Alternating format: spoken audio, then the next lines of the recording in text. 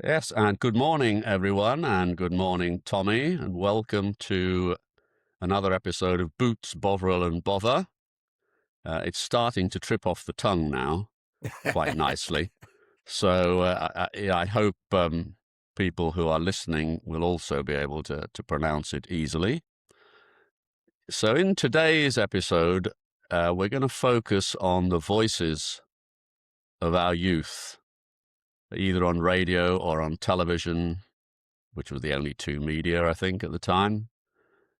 The voices of commentators, of analysts, of presenters, and any other voices we can think of that have made a lasting impression on us, and we can still, rip off one or two of their famous quotes or misquotes to this day. But before we get to that, and actually as a lead into some of that, I think it's time that we revealed, if people didn't already know, that Tommy has a long history in broadcasting, particularly in a very famous, I don't want to call it children's program, it probably was, the rival to Blue Peter in the 70s and possibly early 80s, called Magpie. And my very good friend Tommy was a presenter on said Magpie. So I'm going to turn over to him now for a little bit of a sketch on his development, how he got there, and how much fun it was during that heady time. Tom. Yeah, hi, Gordon. Well, I'll keep it as brief as I can. I was watching television one afternoon, come back from Tudor Grammar School, came home, sat in the living room, and Blue Peter came on.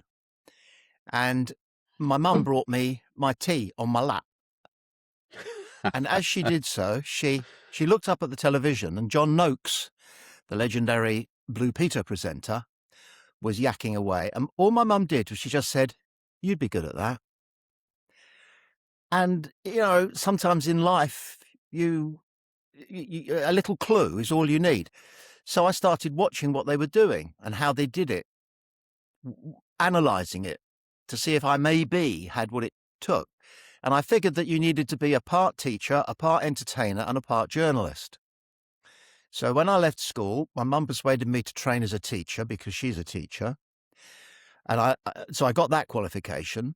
Then I went to work as a Butlins redcoat, and they turned me into a comedian because all the others could sing and I can't. And if you can't sing as a Butlins redcoat, you've got to have some form of entertainment skill. So I taught myself how to say, three Irishmen walked into a pub, that sort of comedy, poor comedy. But I got away with it. And then I left the world of being a stand-up comic, and I went into Fleet Street, knocked on the first door to say, "Can I get a job?" or will you let me learn to be a journalist? And I walked out 20 minutes later as head of the arts for this news outlet.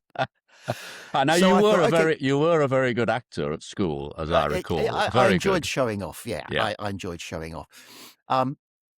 So with those three skill sets, I still needed a bit of luck. And I just met my wife, and we went to a party, and she said, "Oh, look who's there.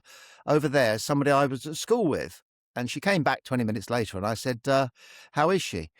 And she said, "Well, she's a researcher on Magpie." And she let me in on the fact that one of the presenters, Douglas Ray, is going to leave at the end of this series, but they're not going to announce it yet.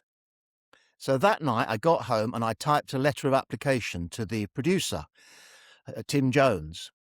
And he said later, when he met me, because he asked me to come in for one of the auditions, he said, "You were the first letter that I got, even before I'd advertised the job." He said, "And I have to say that with your background, you set a standard that nobody else matched of the 2,500 applicants. And that was because I'd done a little bit of planning, a little bit of, future proofing for myself.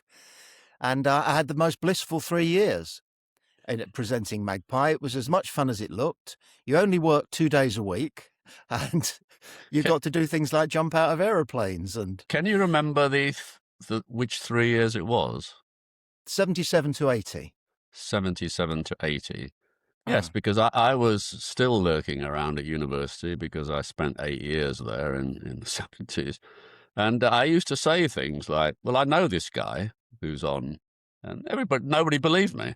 I said, nah, you didn't. And it actually was the same the first time. I just digressed slightly. The first time, I don't know if you recall, this was one of those jaw-dropping moments in music. There are very few, the Beatles, the Pistols. But I remember the first time I saw Queen on Top of the Pops singing Seven Seas of Rye, and you know what's coming now. And I said to all my mates, well, I know two of those guys, Freddie Mercury and Brian May. No, you didn't. You don't know them at all. I mean, I didn't know them, but we knew who they were.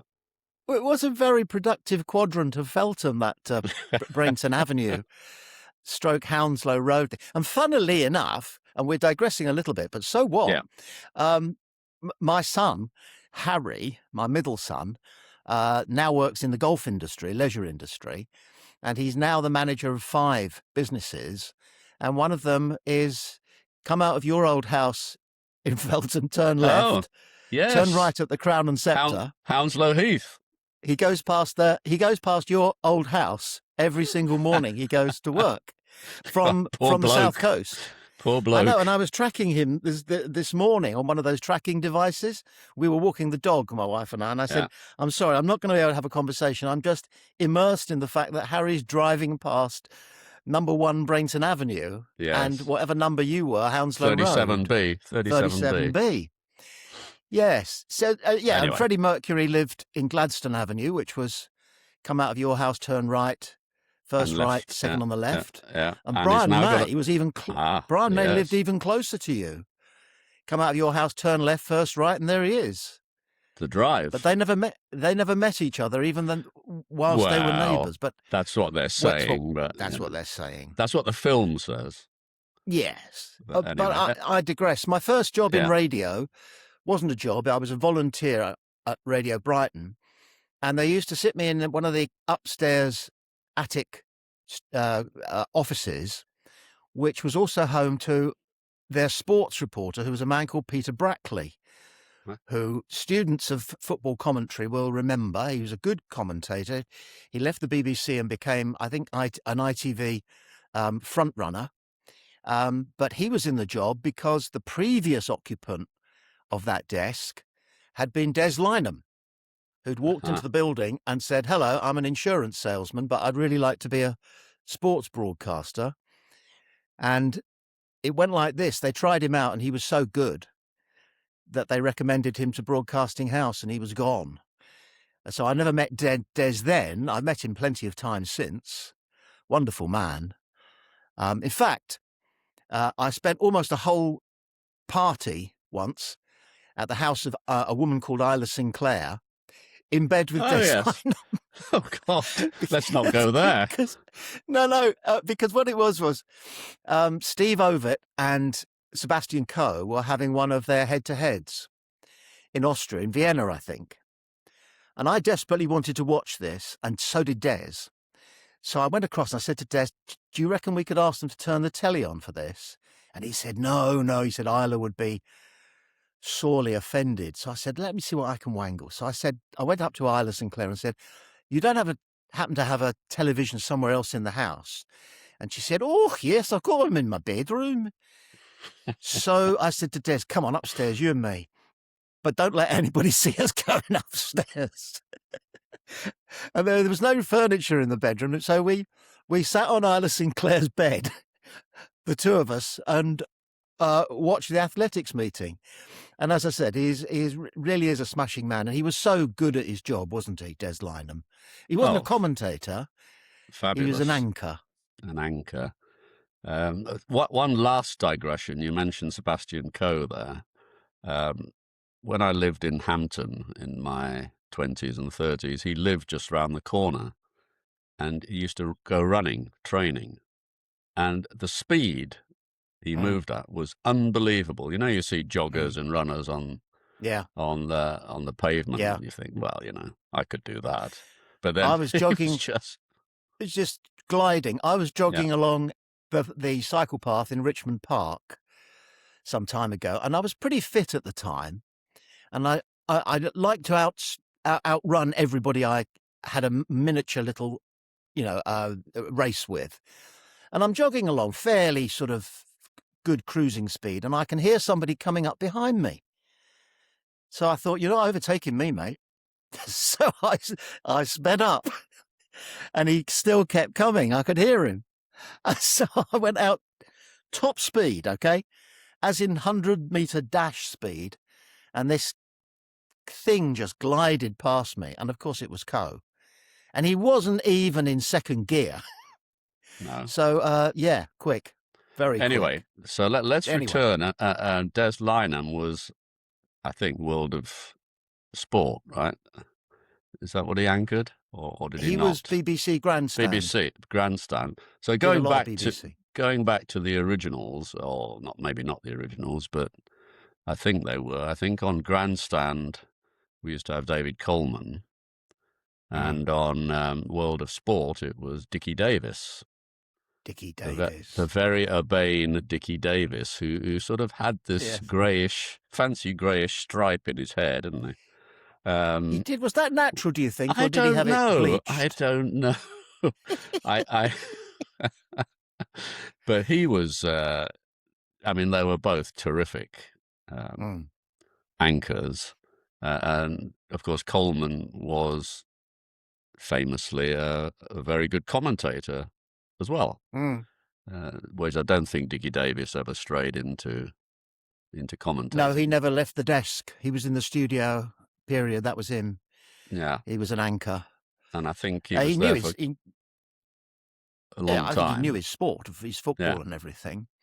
But Des Lynam, when it came to football, he became a Brighton fan. And so we used to see him at the old Goldstone quite a bit. I think they asked him to join the board and he declined. But on the other hand, I think Brian Moore, the great Brian Moore, I think he was Gillingham. And I think he accepted he was. He definitely was Gillingham, yeah. I think he accepted a job or a position on the board of Gillingham. And I think his argument was he was so unlikely to have to commentate on a Gillingham game because they were pretty ignominious at the time that he wouldn't be tempted to let his bias emerge. Who was your favourite all-time commentator so far? So it's a good far, question.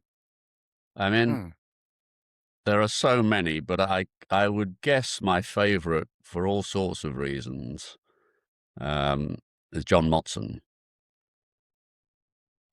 Because he was as likely to drop a complete ricket as he was to be a brilliant commentator. I mean, the one that most people remember him for in the former category was, for those of you watching in black and white, Spurs are playing in all yellow.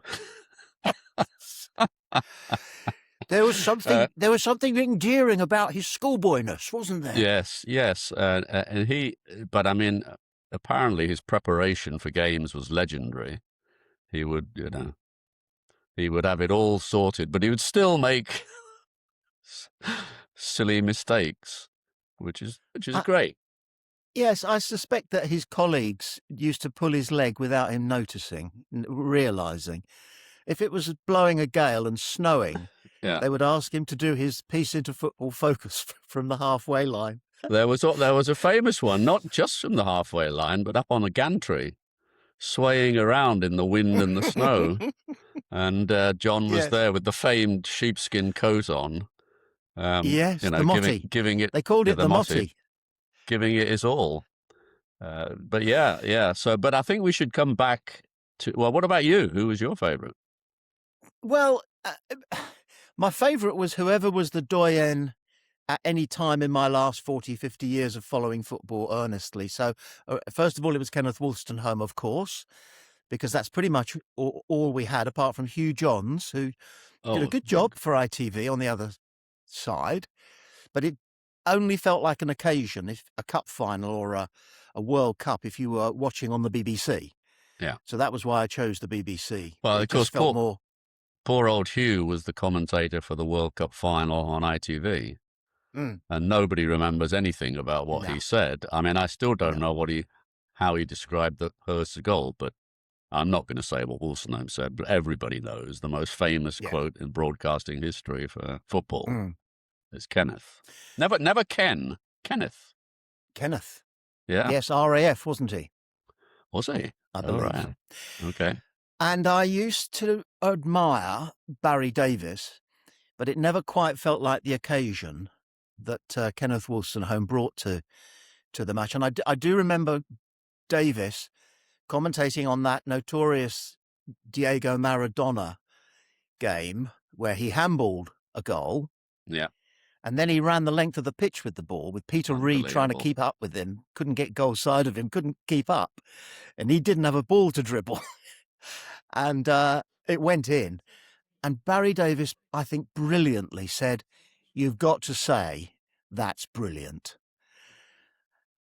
And that must have rankled so many English fans. Yeah. But he was right to say that was a brilliant piece of journalism, I think. Yeah, probably the goal of the century. But yes, I've got a story there very quickly. Peter Reid, who I mentioned, became a bit of a pundit. So this one survives the litmus test of is it relevant. I was at a Pompey game, and as you know, there are so many labyrinthine stairways and things. And at half-time, I was trying to make my way down to get a drink, and I found myself jammed up against this bloke. And I half looked, and it was Peter Reid. Huh? And he sort of acknowledged me, kind of raised his eyebrows. God, blimey. And I just said, "Why didn't you get goal side of him?" So, and anyway, went down to the bar, had a quick pint, thought I'd better go to the loo before I go back to my seat because I don't want to be caught halfway through the second half. So I'm standing in there relieving myself, and a fella comes and stands next to me to use the adjacent stall. And I glanced, and it was Peter Reid again. So I said, "Why didn't you get goal side?" Dear. Okay. Then, going home, the road out of Portsmouth onto the mainland, it is chock-a-block. I mean, you're just solid. And you become aware that you're travelling at the same non-speed as another car next to you. And I was in the passenger seat of our car. And guess who was driving the car that was adjacent to us and had been for 10 minutes? And he had his window down. So I wound my window down, and he just went, "Oh, God," he went, "give it a rest, will you?" He never answered you, though, did he? I mean, no, he didn't. Physically impossible. He wasn't the quickest.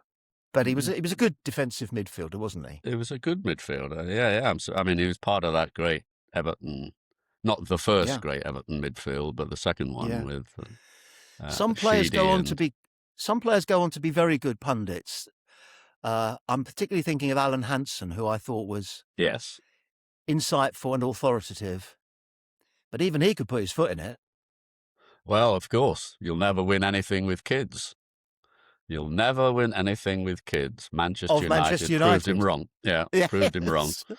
And he wasn't one of the kids, but possibly not quite as good as Alan Hansen as a pundit is our good friend Wayne Rooney.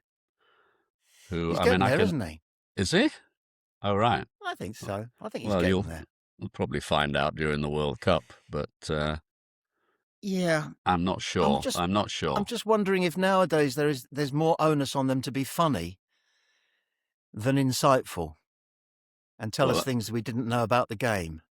Well, I'm not sure Rooney scores on the funny bit, does he? I mean, not intentionally, anyway. Okay, fair enough. We'll have to agree to disagree on Wayne Rooney. So let's go back to a guy you mentioned, Hugh Johns. Because he was the voice of a program called Star Soccer, which was on Sundays in the Midlands when I was at University at Keele.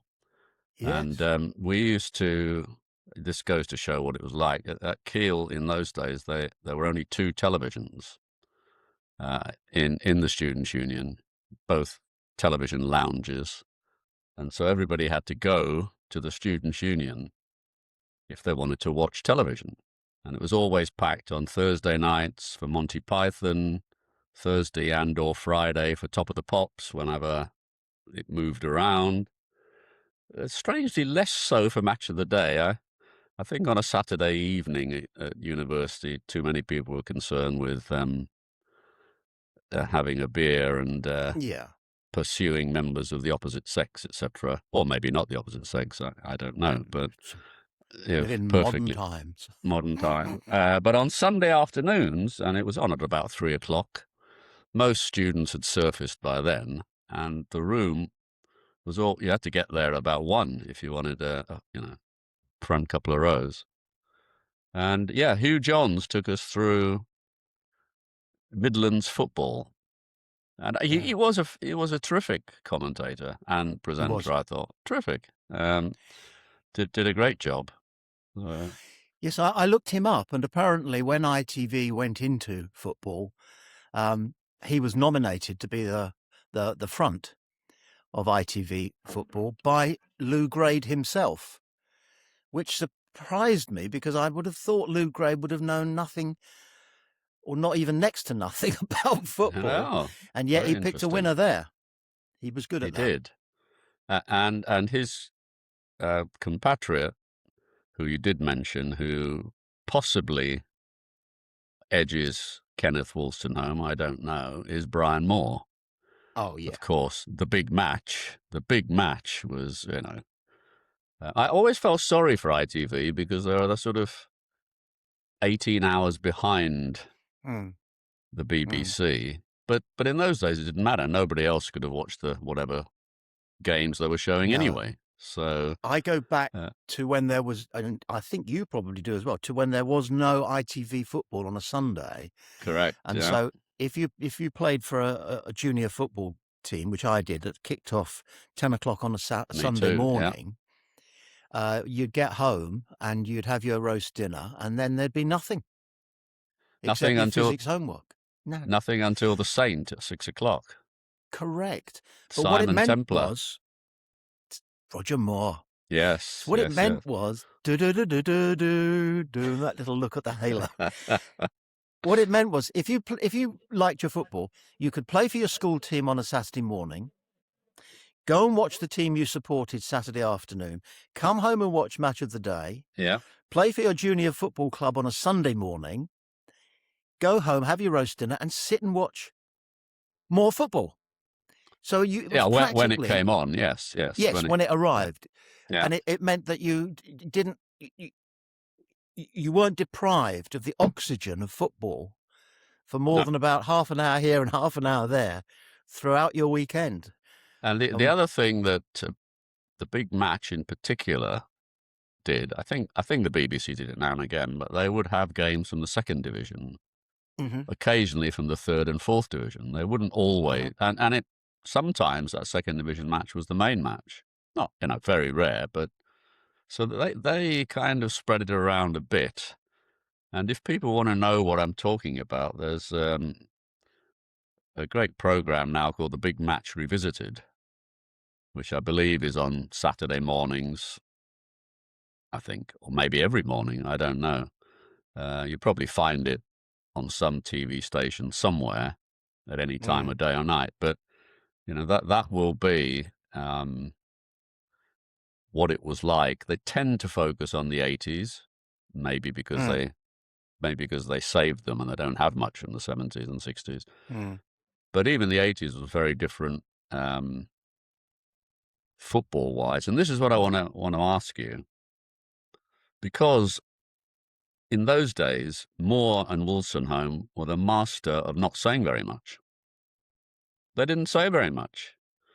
It wasn't ball to Bell to Ball to Charlton to this to that. It was they'd let the game go, and they would intervene at really good points. Barry Davies, you have to say, that was brilliant. I bet he didn't say a word whilst Maradona was dribbling. I don't think he did. You're right. No, you wouldn't. What can you say? No.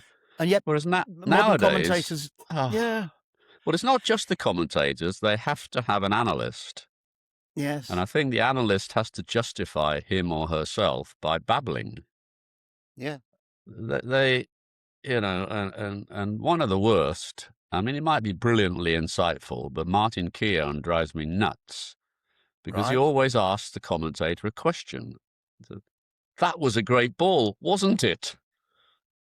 Well, Martin, it was either a great ball or it wasn't, and you should tell us. Don't ask your commentator. Yes. So Professional footballers do have verbal tics.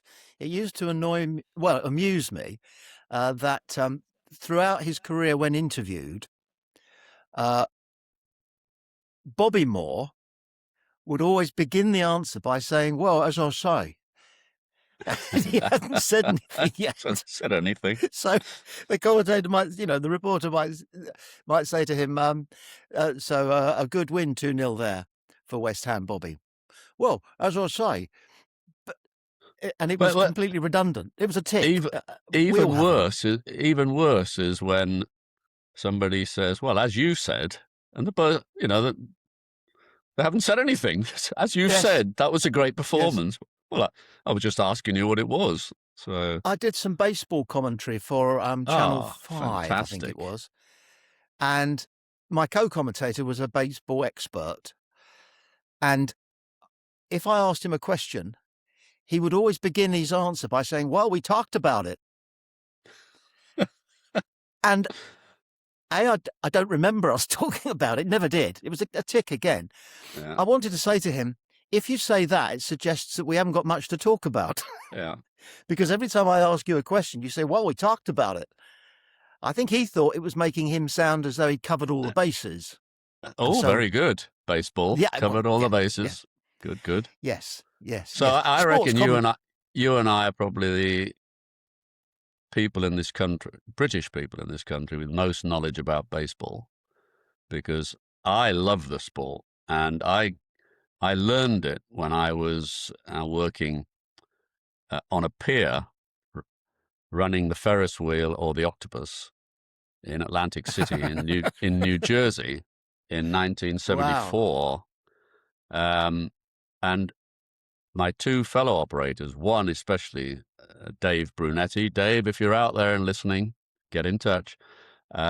He was a younger than me, but very knowledgeable about baseball. And I said, "Can you explain the game?" He said, "No. What you've got to do is sit and listen to it with me." And so every evening, whilst we're working, we'd have the game on, the radio commentary, and he'd explain the finer points of, as most British people, why isn't he hitting the ball? Well, it's the single hardest thing in sport to do. B, you don't always want to swing and miss because that's an automatic strike. You might want to see whether the guy pitches 4 balls at you. So anyway, we completely digress. But one of the things I'm looking forward to this summer, I'm going over to the States for the World Cup, which we'll cover later in a later episode. But I'm looking forward to going to see my beloved Philadelphia Phillies playing a few times because we're staying about an hour away from them. So that's going to be great. It's probably going to be better than the football, in all honesty. But there you go. Now, so where were we? I need to get this thing in before we run out of time, which is something that I wanted to talk to you about. So, do you remember, and you may well have entered this, do you remember in 1969, the BBC ran a nationwide talent contest to find a commentator for the 1970 World Cup in Mexico, an additional commentator? Yes. Did you enter it? No, I didn't, but I know who did very well. I can't remember whether they picked him up, but it was a surprise candidate. So I've got the facts here. 10,000 people entered the contest. Wow. The prize was going to be part of the commentary team for the 1970 World Cup. And the final was televised on a program which we all remember, Sports Night with Coleman, hosted by the great man. Now, the guy who won was the outsider. He was a chap called Idwal Robling, who Idwell Roebling won it. And apparently he was in a tie with another guy for the vote. I'll come on to the other participants. And the casting vote fell to that great linguist and interlocutor, Alf Ramsey,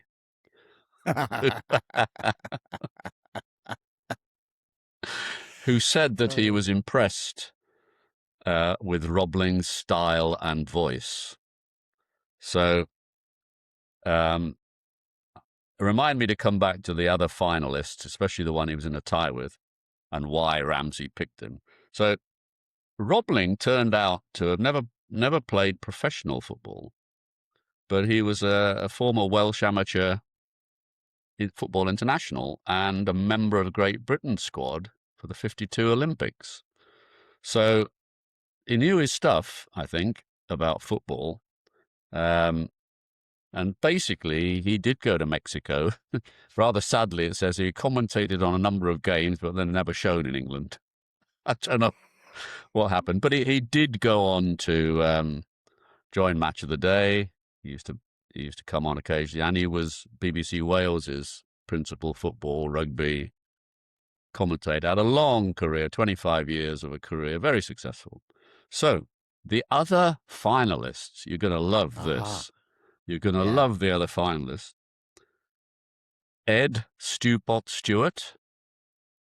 No. Yes, Ed Stewpot Stewart. Jerry Harrison. Right. Larry Canning. Nope. Tony Adamson. And the one who tied with Idwell, Ian St. John. Ian St. John. Ian St. John was in a tie, and probably Alf listened to his Scottish voice and went, "Nah, I'm not going to pick that chap." Yeah. So Jerry Harrison went on to become quite a famous TV commentator. Stewpot, of course, went into another branch of entertainment, very famous there. And both Larry Canning and Tony Adamson had good careers on BBC Radio Sport. Mm-hmm. So somehow or the other, they got it bang on, the BBC, with this selection. And Ian St. John, I'm sure we'll talk about later in conjunction with Saint and Greaves's 1 and 2. But he was a brilliant straight man, wasn't he, St. John to Greavesy? I mean, he was. And then they're speaking of that, just going back to Peter Brackley, who I mentioned at the top of this episode, this will tickle you. Brackley was also something of an entertainer and a stand-up comic and an impressionist, and he supplied Jimmy Greaves' voice for Spitting Image. Oh, did he? They couldn't get Jimmy to do it? Or? Well, he was in the building, but no, they got Peter Brackley did it. Ian St. John is also part of one of the very famous legends on Merseyside, isn't it? What if Jesus comes down to Anfield? Well, we move St. John to inside forward. Yes, yeah. Christ saves, but St. John knocks in the rebound. Scores the rebound. Yes. Yeah. And he scored that winning goal in the '65 Cup final, didn't he? Oh yeah. To dispatch the much despised Leeds United. Again, we'll get on. Have you tried any commentating at all in any capacity? No. I got stuck with it once. Working at Talk Radio, they decided to cover the World Cup a bit, but they couldn't get a license to have anybody at any of the matches. So they sent a commentator and a colour commentator to live in a hotel. I think this was in Germany, so it might have been Berlin, so that at least we could say we have people in Germany.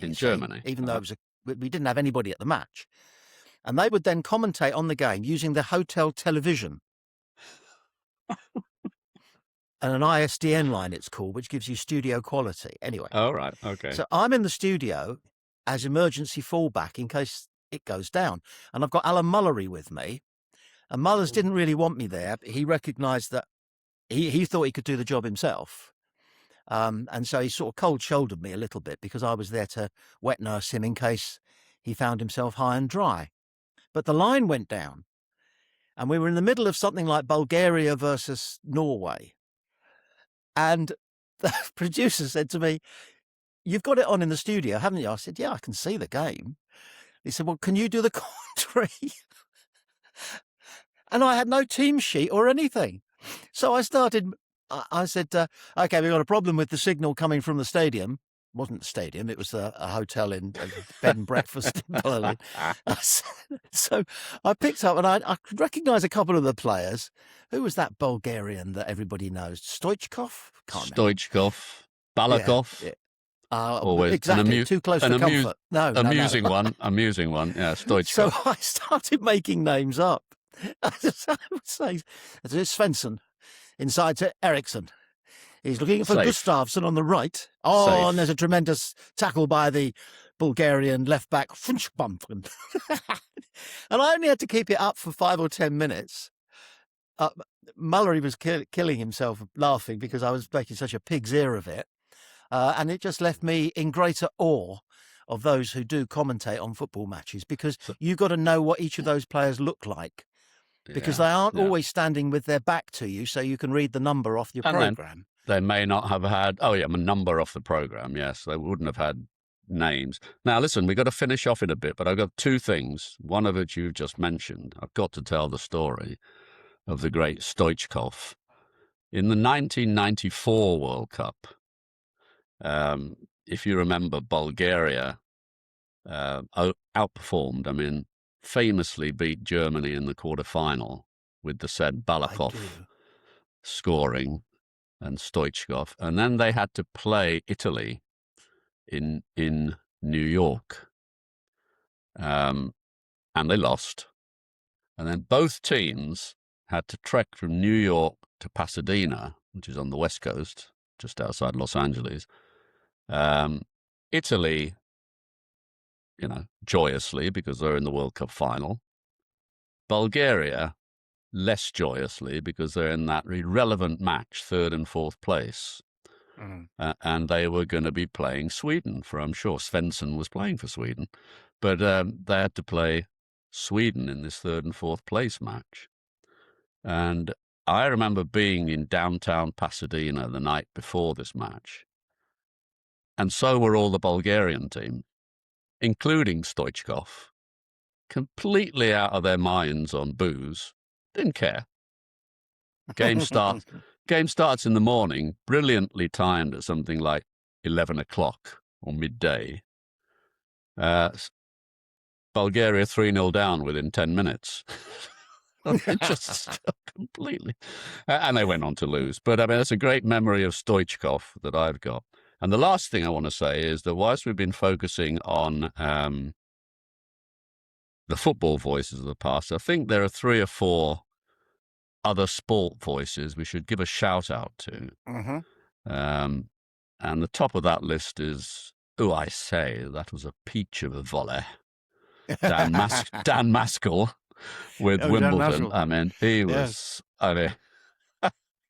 you couldn't imagine him today, could you, being a sort of a commentator saying those beautiful words of, that became, come on, Dan, be a bit controversial.